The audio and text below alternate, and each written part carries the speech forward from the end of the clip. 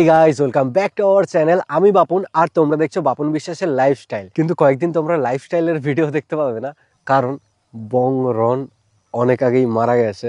বলছি দাদা, বংরন যদি মারা যায় থাকে তাহলে কি তুমি ওর মাসির ছেলে বাপন বিশ্বাস? আর আমি এখন বাপন বিশ্বাস। আচ্ছা দাদা, আগে তুমি বলো তো এই বাপন বিশ্বাস আর বংরনের পার্থক্যটা কি? মানে এই বংরনের পেজটাকে হঠাৎ করে বাপন বিশ্বাসে পরিণত করার কারণটা কি?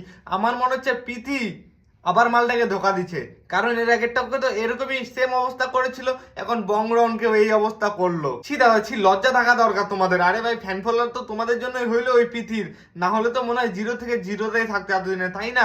বলছি সোশ্যাল মিডিয়াতে ভাইরাল হলো তোমাদের জন্য, আর এখন ওদের মিলিয়ন মিলিয়ন ফ্যান ফলোয়ার, আর তোমাদের কি বালু 1K 2K ফ্যান ফলোয়ার। এগুলা হতে পারে?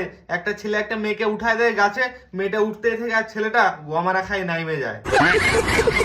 কি দাদা ঠিক বললাম তো? কমেন্টে জানাও আর ফলো করে পাশে থাকো, নতুন ভিডিও আসছে।